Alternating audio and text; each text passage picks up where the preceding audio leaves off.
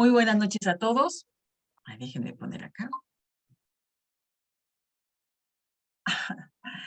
Muy buenas noches a todos. Yo soy Elide Barreiro, abogado laboralista. La noche de hoy tenemos un tema muy importante para las empresas, porque en general las empresas trabajan, tienen sus planes, sus metas, sus objetivos, y no se dan cuenta que en el momento que entran en contacto con una asociación sindical, lo que se está haciendo por medio de esta asociación es cumplir los compromisos en materia de derechos humanos de los trabajadores. Recordemos que sin los trabajadores no hay producción, no hay lucro, no hay actividades. La empresa no tiene nada. Aunque la plantilla laboral sea muy pequeña dentro de la empresa, es absolutamente indispensable. Y finalmente también el que dirige la empresa es una persona. Y todos en nuestro país, todos tenemos derechos humanos reconocidos por nuestra Constitución y también avalados por tratados internacionales. Hoy vamos a hablar acerca de algunas preguntas muy específicas que me han hecho sobre derechos humanos dentro de la empresa y cómo se tutelan. De antemano yo les puedo decir que el tutelaje de los derechos humanos dentro de la empresa se da 100% por medio del sindicato y de estas coberturas que se dan dentro de los contratos de trabajo, aunque sea por la vía individual. Los contratos de trabajo todos deben de cumplir una serie de requisitos. Estos requisitos están en la Ley Federal del Trabajo, que es reglamentaria del artículo 123. Entonces, bueno, les voy a presentar un material. A ver. Los sindicatos son protectores de derechos humanos. Así es. Esa es su función realmente. La primera pregunta. ¿Es posible que una empresa mexicana con residencia en México posea una plantilla laboral conformada por extranjeros en su totalidad? No. Fíjense, compañeros, que este es un tema sumamente importante porque las empresas que vienen a nuestro país a trabajar, sobre todo de Centroamérica, traen una plantilla laboral de estos países. Y hay empresas que están laborando en nuestro territorio y que están 100% conformadas de recursos humanos extranjeros, de personas que no son mexicanos y que vienen a trabajar. Esto está violando el artículo 7º de la Ley Federal del Trabajo. Dice, el patrón deberá emplear un 90% de trabajadores mexicanos por lo menos. Los trabajadores de las categorías de técnicos y profesionales deberán ser mexicanos. No obstante, si no existieran mexicanos con la especialidad determinada, se podrá contratar personal extranjero temporal en una proporción que no exceda el 10%. La ley dice personal extranjero temporal porque uno de los requisitos para poder contratar a este personal extranjero es que dentro de sus funciones debe capacitar al personal mexicano. Entonces, las empresas, sobre todo centroamericanas que están dentro de nuestro país realizando actividades económicas con una plantilla de extranjeros, están violando nuestras leyes reglamentarias y nuestra Constitución.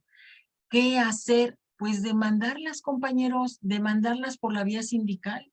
Claro que sí. Y no nada más por la vía sindical, también la podemos demandar por la vía penal. Pero la vía recomendada es la vía sindical, el derecho del trabajo. ¿Cómo se aplica, otra pregunta, cómo se aplica el derecho escalafonario en la terminación de la relación de trabajo colectiva? Esta es una de las preguntas más recurrentes, solo que la gente no sabe qué es esta pregunta. Ajá. Me lo preguntan de otras maneras. ¿Cómo me lo preguntan? Oiga, abogada, es que fíjese que yo estuve trabajando en una empresa así, así, sí teníamos contrato colectivo, sí teníamos esto, pero me despidieron y luego me recontrataron en una categoría de trabajador inferior y me bajaron el sueldo. No, pero ¿cómo? Así es. Bueno, En caso de reducción de los trabajos en una empresa o establecimiento, en primer término serán reajustados los trabajadores de menor antigüedad de acuerdo con el escalafón, y el respeto al derecho de antigüedad y preferencia de los trabajadores se mantiene. Entonces, si yo tengo trabajando en una empresa por lo menos, no sé, 7 años, y hay compañeros que entraron a trabajar hace 6 meses, estos son los que pueden ser reinstalados o reajustados, pero tampoco les pueden bajar la categoría de trabajador. Estos son procedimientos de recursos humanos delicados porque dan lugar a muchas demandas. Las demandas por las que se llevan estos procedimientos son de los 28 procedimientos especiales. Recordemos que tenemos 2 procedimientos ordinarios y 28 o 29 procedimientos especiales. ¿Esto se puede pelear? Sí. ¿Y se puede pelear cuando el trabajador está inactivo en la empresa? Sí. No necesitas estar despedido para poder demandar. Se puede demandar así. ¿Y puedes seguir trabajando? Sí. ¿Te pueden despedir? No. Esto es algo importante porque luego los trabajadores piensan que nada más por estar demandando, por ejemplo, en este rubro, ya están automáticamente fuera. No, hay garantías. En la demanda se pide específicamente que la empresa no lo pueda separar de su actividad.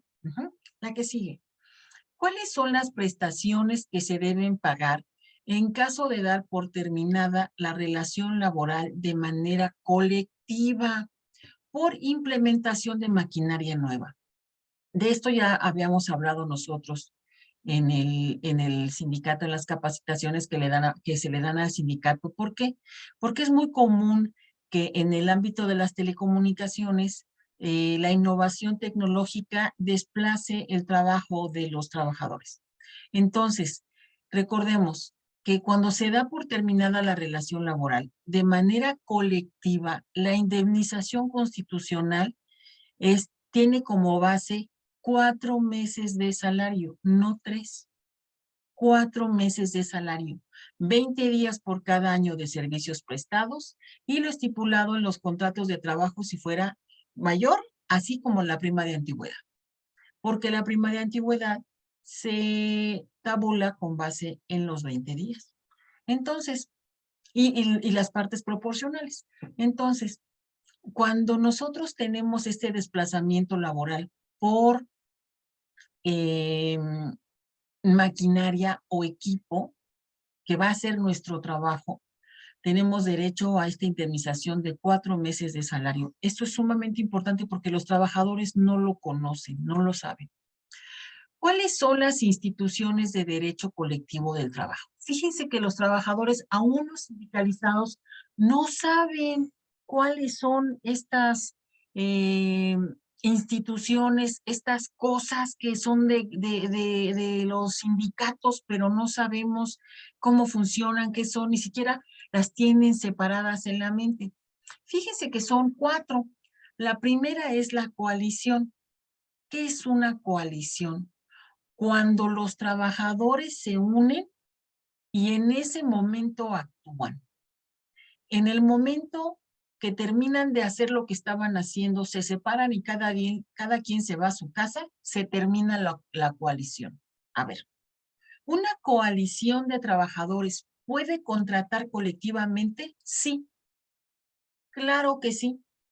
Una coalición de trabajadores sin estar inscrita en la Secretaría del Trabajo con un registro sindical, ¿puede hacer un paro de labores? Sí. ¿Puede proponer un contrato colectivo? Sí. ¿Puede negociar jornada? ¿Puede negociar salario? Sí. Claro que sí, la coalición es perfectamente legal. Sin embargo, la temporalidad de la coalición la limita, porque una vez que se separan los trabajadores, se terminó la coalición. Entonces, los acuerdos a los que deben llegar deben ser en ese mismo momento y terminarse y firmarse y ser reconocidos por la empresa para que tengan validez. Porque cuando cada quien se va a su casa, se terminan los efectos de la coalición. ¿Qué es la diferencia con un sindicato? Un sindicato, aunque cada quien se vaya a su casa y no esté presente, el sindicato se mantiene. El sindicato tiene una presencia más allá del tiempo y del espacio en el que estén los trabajadores. Aunque el trabajador esté diseminado por todo el territorio nacional, tiene derecho al voto y a la libre elección de sus dirigentes. Esto se llama también a la libre conformación de sus estatutos, o los estatutos son las maneras en las que nos vamos a regir.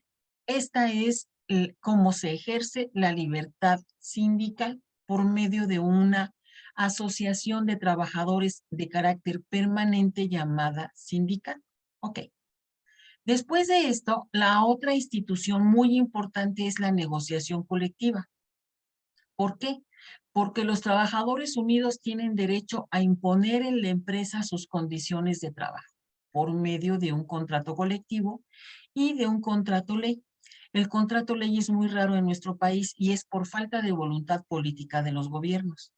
Pero el contrato colectivo está ampliamente extendido porque es el que protege al trabajador y sienta las bases de la contratación individual. ¿Cómo es esto? Si nosotros tenemos un contrato colectivo en una empresa y aparte se contratan trabajadores, por ejemplo, eventuales de 3 meses en contratos individuales, esos contratos individuales están igualmente regidos por el contrato colectivo. No hay forma en la que la empresa, si ya tiene una contratación colectiva, pueda bajar sus prestaciones. Tiene que respetar el contrato colectivo, no lo puede hacer de otra manera.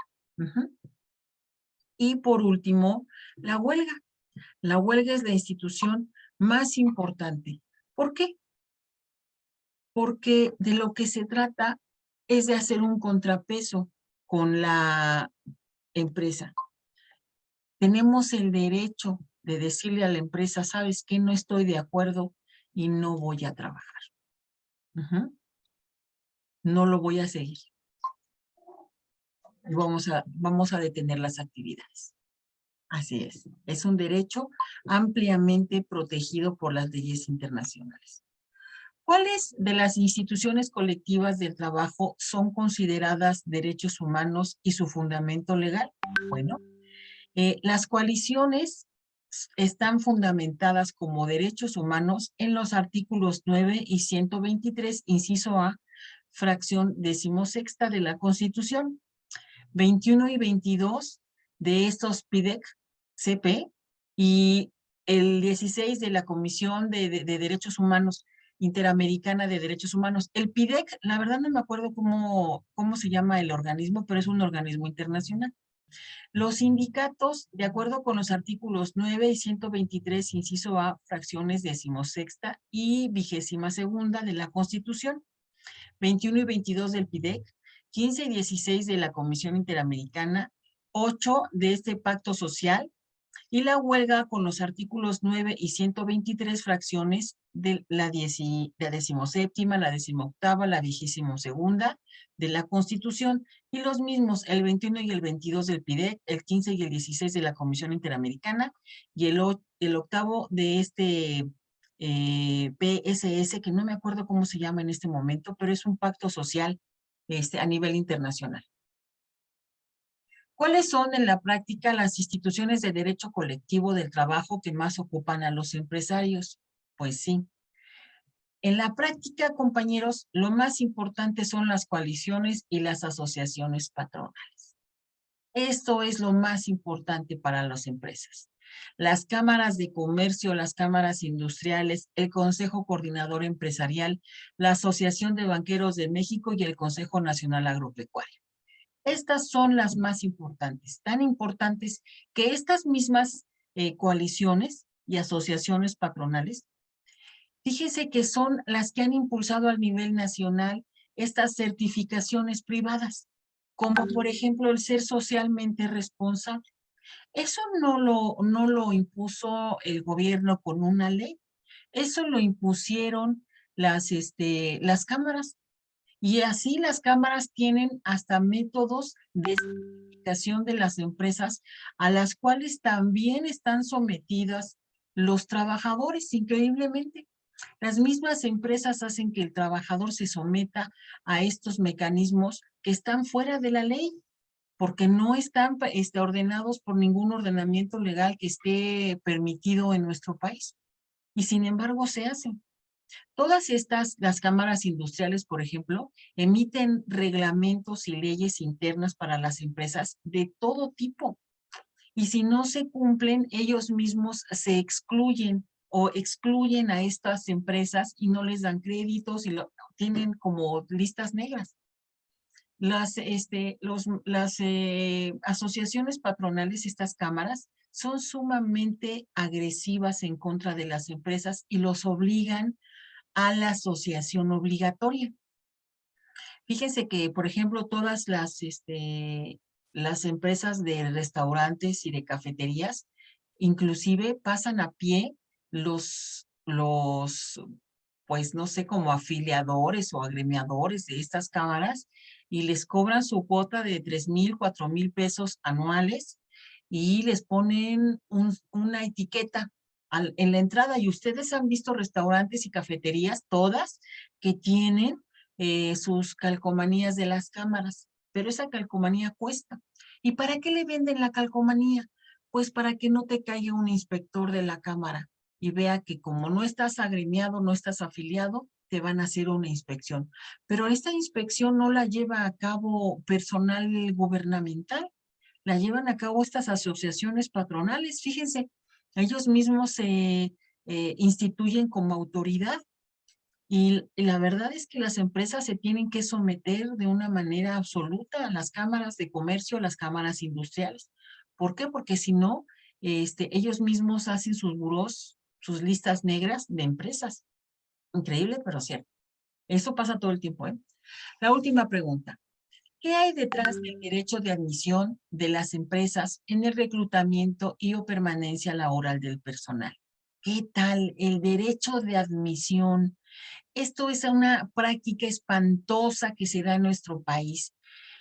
Detrás de este supuesto derecho se encuentran prácticas veladas de discriminación prohibidas por todos los tratados internacionales celebrados y ratificados por México sobre derechos humanos, por la Constitución misma, por la Ley Federal para prevenir y eliminar la discriminación y hasta por los códigos penales federales y locales, constituyendo así estas prácticas no solo violaciones de derechos humanos, sino hasta delitos sancionados con pena de prisión. Así es.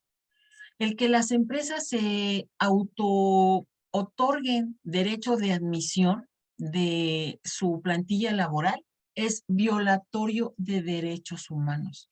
Pero tenemos un problema. A ver, me dicen, el trabajador me dice, yo pasé todos los exámenes. Ya cuando estábamos por firmar el contrato, me dijeron que no. ¿Por qué? Pues porque tengo hepatitis. ¿Cómo crees? Sí, me hicieron un examen médico ahí mismo, en la empresa, dentro de los exámenes rutinarios para entrar a trabajar, y tengo hepatitis viral. Ni siquiera es una hepatitis por una cortada o porque hay tipos de hepatitis, ¿no? Y entonces ellos le dicen al trabajador, ¿tiene usted esta enfermedad? No lo vamos a contratar. Eso es discriminación. Pero si no está contratado, ¿cómo demando? A ver, no puedo demandar por discriminación si no he sido contratado. Entonces, como no tengo relación de trabajo con esa empresa, no la puedo demandar por discriminación. Increíble. Para poder demandar por estos supuestos, lo primero que se debe de hacer es tener una relación de trabajo. Es un problema a nivel nacional muy, muy grave. Bueno, entonces, el día de hoy vimos el funcionamiento al interior, el funcionamiento real al interior de la defensa de derechos humanos con algunas preguntas sencillas. Cada cierto tiempo vamos a ir haciendo otras preguntas que nacen de las inquietudes de los trabajadores y la verdad tratando de dar las respuestas más veraces posibles, como por ejemplo en este último caso, ¿no? En el que aunque tengamos el problema no puedo hacer nada y ningún abogado puede hacer nada. ¿Por qué? Porque no hay relación de trabajo. Tendríamos que comprobar el delito por otros medios, pero no tenemos pruebas. ¿Por qué? Porque el expediente que se forma es propiedad de la empresa y no lo podemos pedir. Bueno, muchísimas gracias por haber estado hoy aquí con nosotros. Les agradezco mucho. Yo soy Elide Barreiro, abogado laboralista. A su servicio, buenas noches.